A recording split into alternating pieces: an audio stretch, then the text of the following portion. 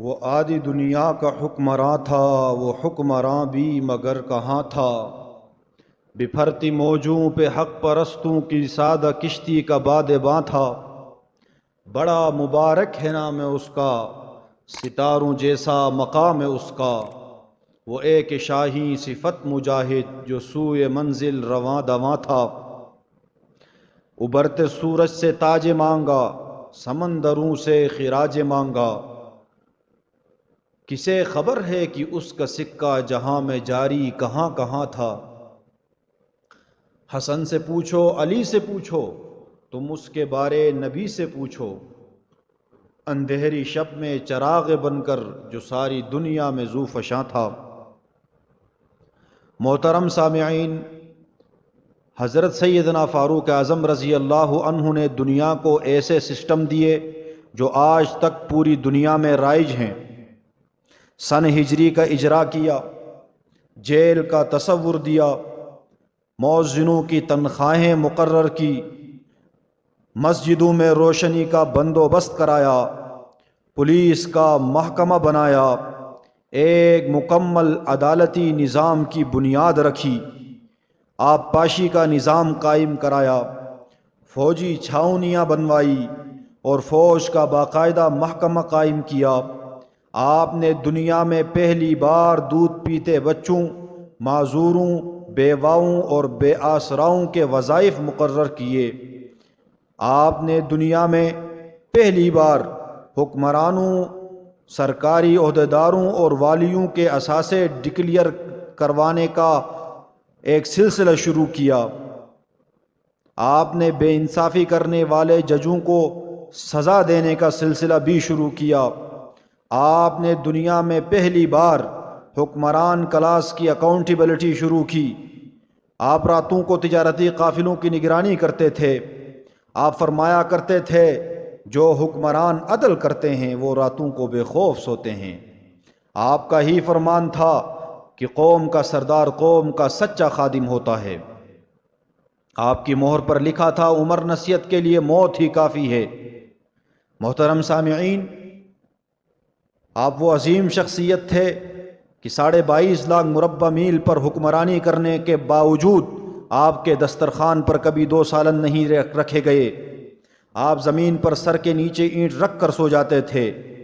آپ سفر کے دوران جہاں نیند آ جاتی تھی، آپ کسی درخت پر چادر تان کر سایہ کرتے تھے اور سو جاتے تھے، اور رات کو تو ننگی زمین پر دراز ہو جاتے تھے۔ آپ کے کرتے پر 14 پیوند تھے اور ان پیوندوں میں ایک سرخ چمڑے کا پیوند بھی تھا۔ آپ موٹا کھردرا کپڑا پہنتے، آپ کو نرم اور باریک کپڑے سے نفرت تھی۔ آپ جب کسی کو سرکاری عہدے پر فائز کرتے تھے تو اس کے اثاثوں کا تخمینہ لگوا کر اپنے پاس رکھ لیتے تھے، اور اگر سرکاری عہدے کے دوران اس کے اثاثوں میں اضافہ ہو جاتا تو آپ اس کی اکاؤنٹیبلٹی کرتے تھے، اس کا احتساب کرتے تھے۔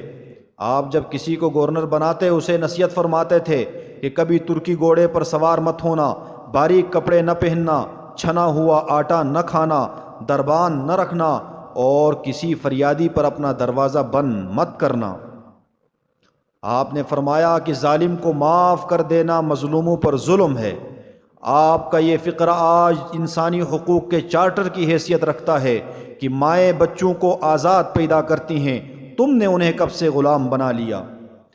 محترم سامعین، حضرت عمر فاروق رضی اللہ تعالی عنہ اسلامی دنیا کے پہلے خلیفہ تھے جنہیں امیر المومنین کا لقب دیا گیا۔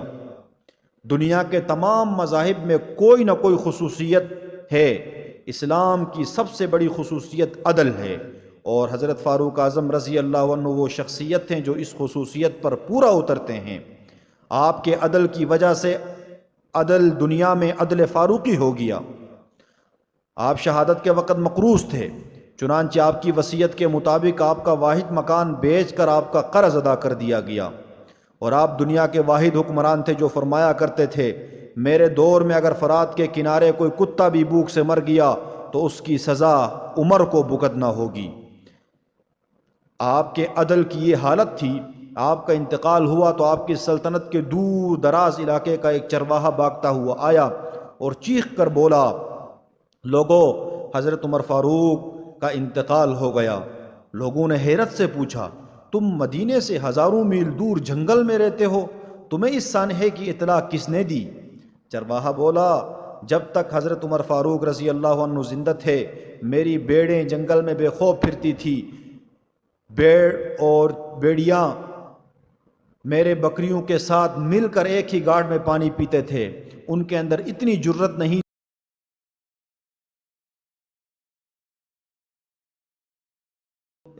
میرے جو بکریاں ہیں ان کی طرف آنکھ اٹھا کر دیکھے،